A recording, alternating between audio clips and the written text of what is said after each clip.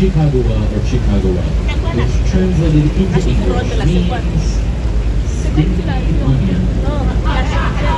Skunk onion or oh man, that place smells like skunk. So basically we learned that is known as a native vegetable. Growing on the river, the odor has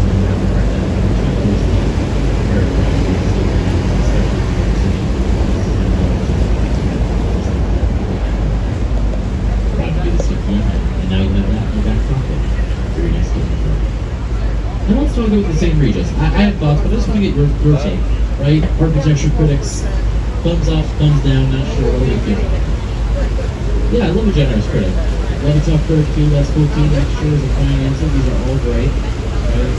This is just the taste portion, but you're right. How do we get these wheels turning? And I guess I don't care is a pretty wrong answer, but I don't know. If that's true for you, I don't think we're spending your time and money on both sides.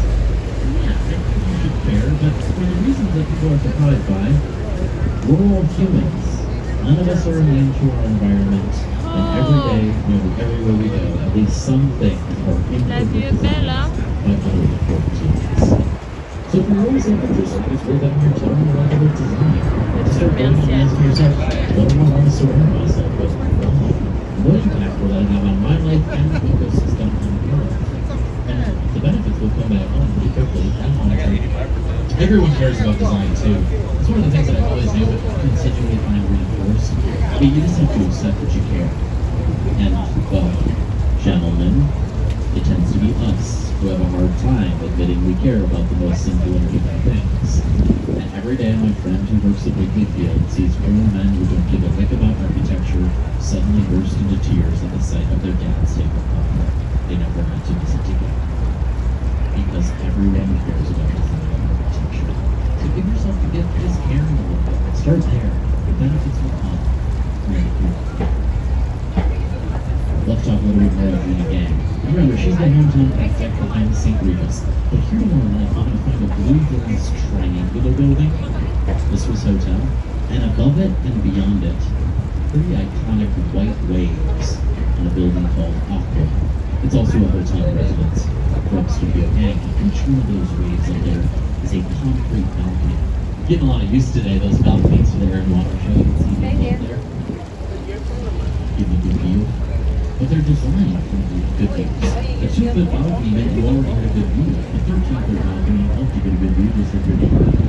But they also reduce wind sway to their regular nature, so they tell us that they can It's easier to keep cooler in the summertime to do some solar fans in the structure, and there's about all of them. Looks cool, which is what we just talked about for over and outside. And for Gina Gang, slow cherry on the top. Certainly proud to call her.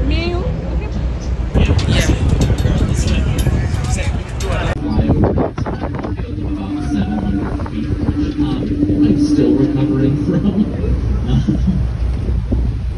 So this is better today when I know it's coming. A little bit easier to handle.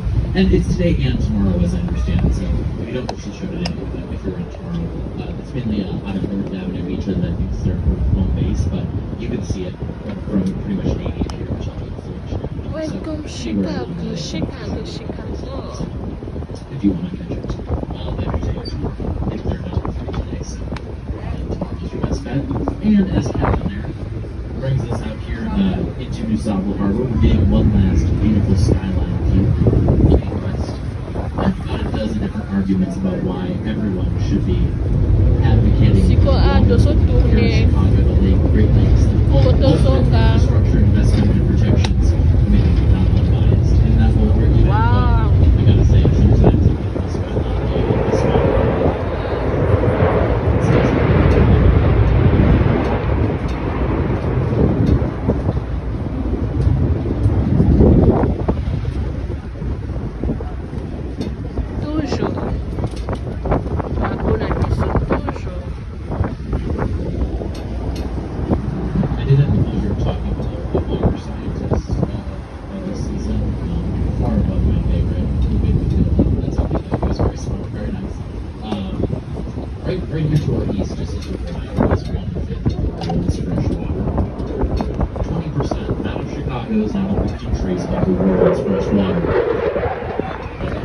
right here in the Great Lakes.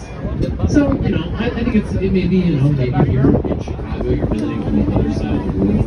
Why the VIVRE cottages, you know, the triangular ones on the North Branch, they sell for $3 to $5 million. And in 1990, they all sold for $2 30 years ago, they could not maybe to live along the river. So 100 years in the making, but that's changing as well.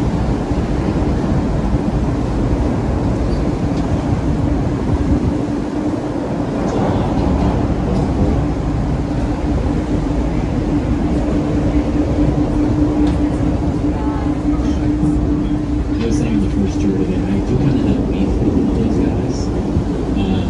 They always practice on Thursday and Friday morning, which is usually the year that we wake up and architects get paid. And that's just the start of the blood, sweat, and tears. You got to build up a portfolio, work hard, become a principal, start your own projects, and then eventually start your own firm. Take the leap, and then one day, if you're really, really lucky, when you wake up and you look at your home city skyline. And we'll talk more. In the meantime, now, as we make our way out to the lakefront, we got to talk more about the water here.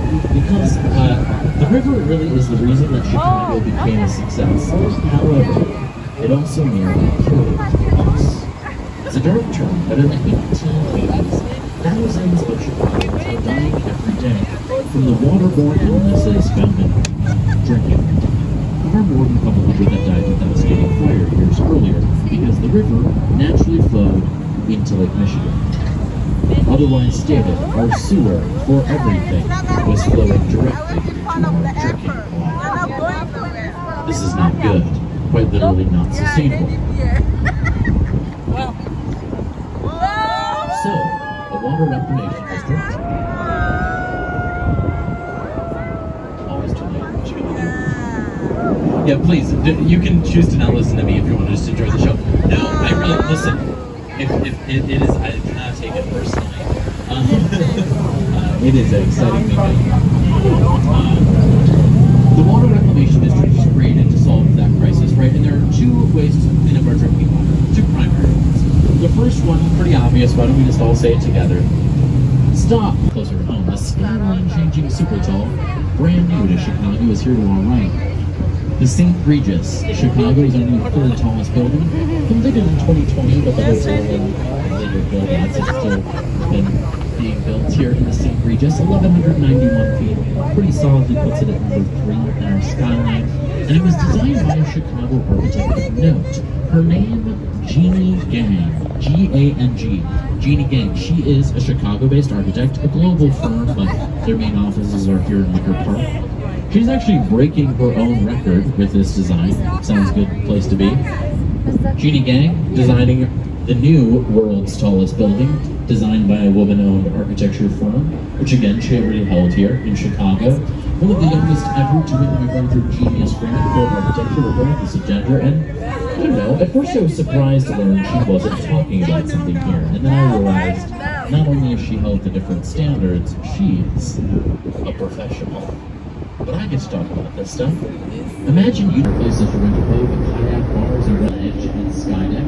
Essentially, there are people in those boxes, and they are taking pictures of us. So, didn't you want that information? Yeah, you can take a photo of it. It's a reciprocal thing.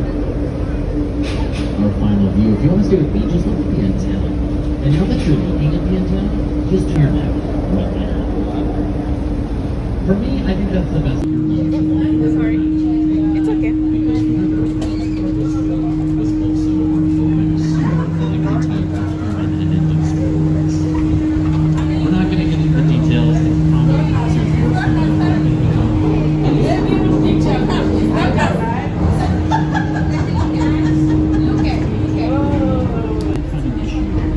So they installed a couple of 60,000 gallons of water tanks inside the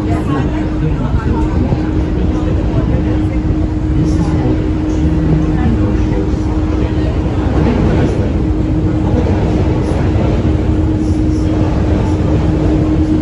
Woohoo! Welcome Chicago.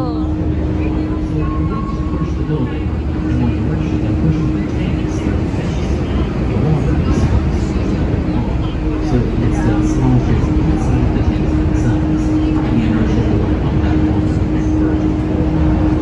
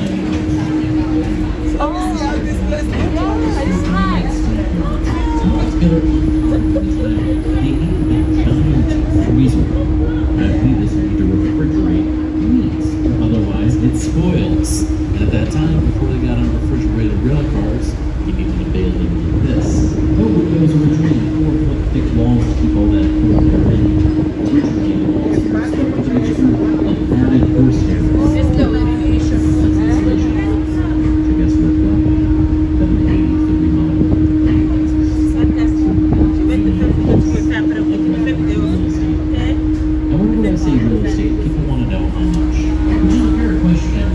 Actually, it's curiosity is a hobby of mine. But I'm the wrong person to ask about real estate. For some reason, people don't want to hear that. I might talk about a lawsuit related to real estate. None of you are going to ask me.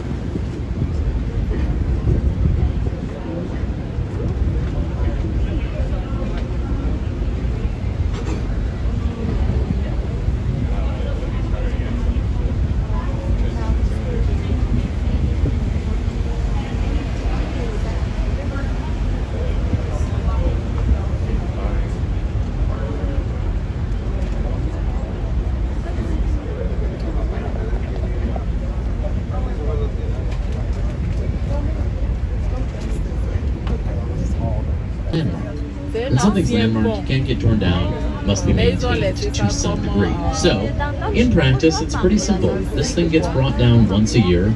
It's pretty unceremonious. I've never seen it. Usually 4 a.m. on a random Tuesday. They'll bring it down. They drive a specially made pickup truck across the rails, maybe do some maintenance, maybe not. Throw it back up until next year. Why keep it around? There's a whole commission that talks about that. But for me, I think it's simple. If you have even the most tertiary interest in our bridges, you should be the first person demanding this be reinforced and saved. Because I can't show you how our other bridges work, but here, I sort of can.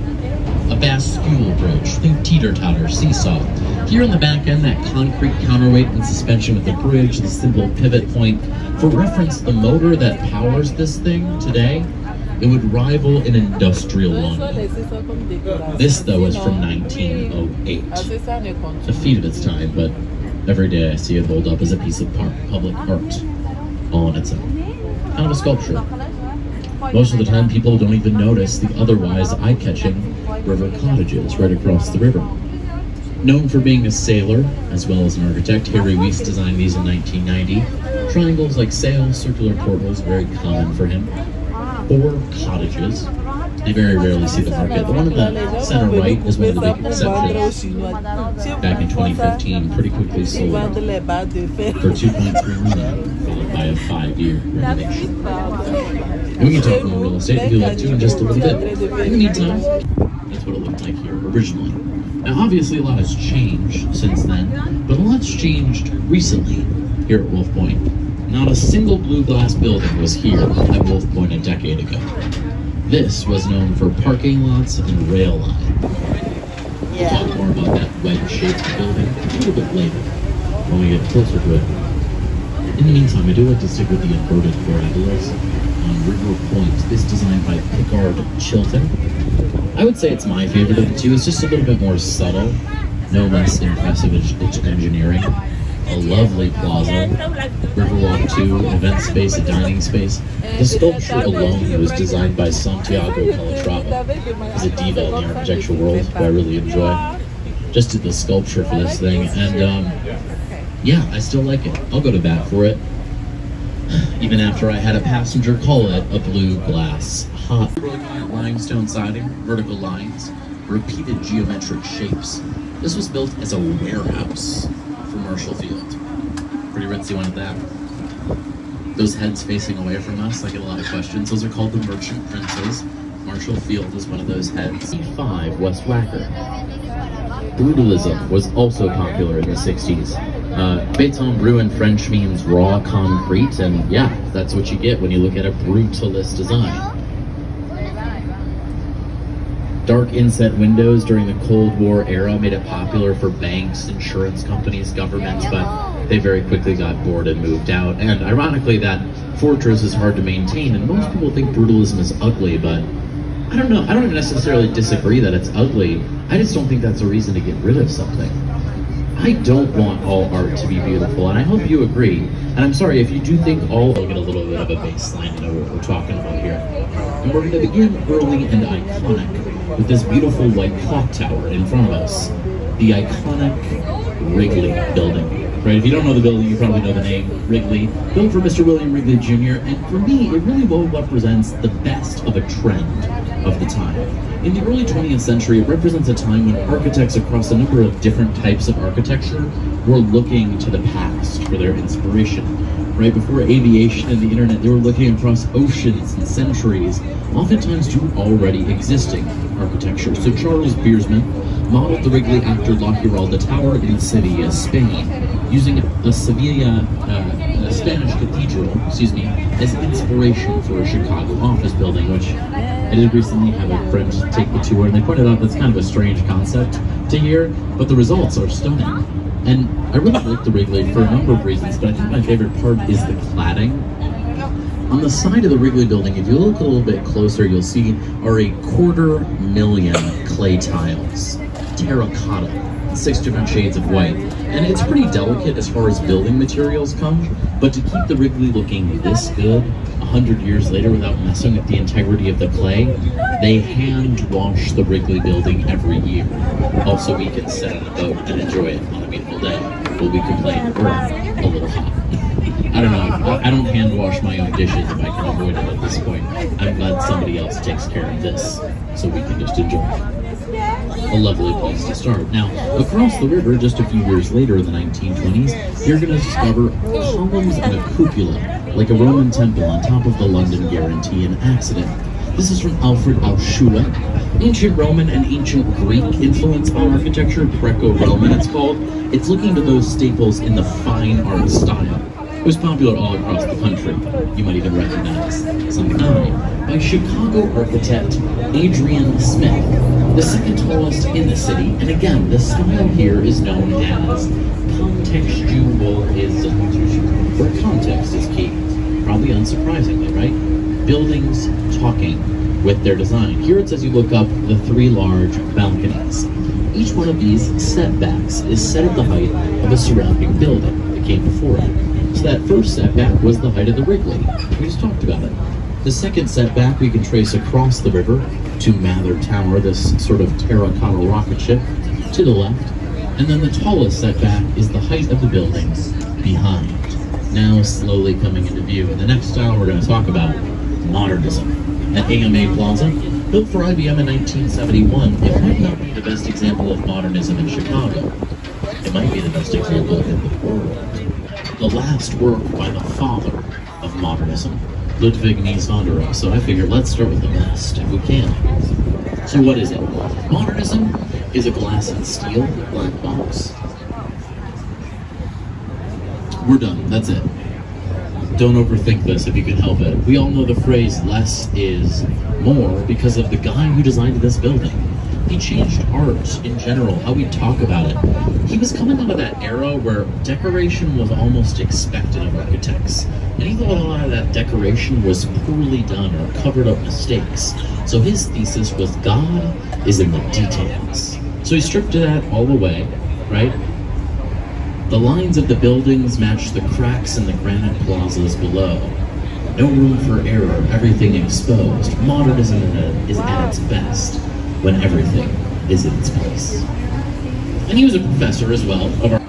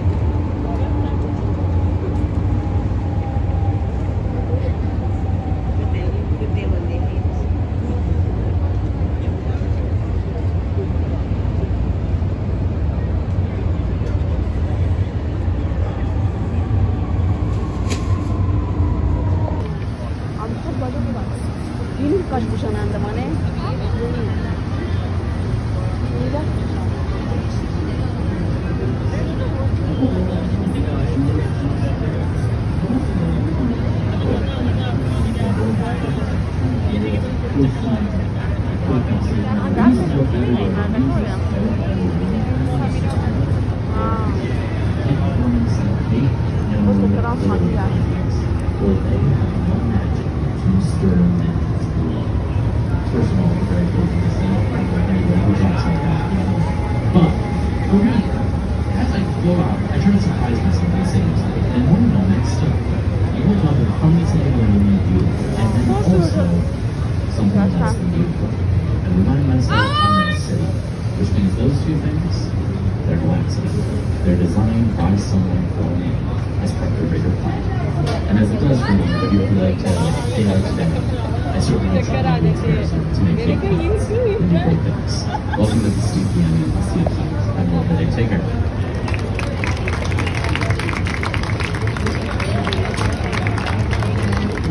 Alright folks, please remain in your seats until we get the ramp down and secure. Once the ramp is down and in place, you'll be free to disembark. Please make sure you've got all your personal belongings or any trash that you might put on the deck entry. William's going to be at the top of the stairs if you'd like to say hello or ask him any questions. Please note any children left behind. You know, ability, touch how we need to be, how we got some of the things. We'll go ahead and get started with it.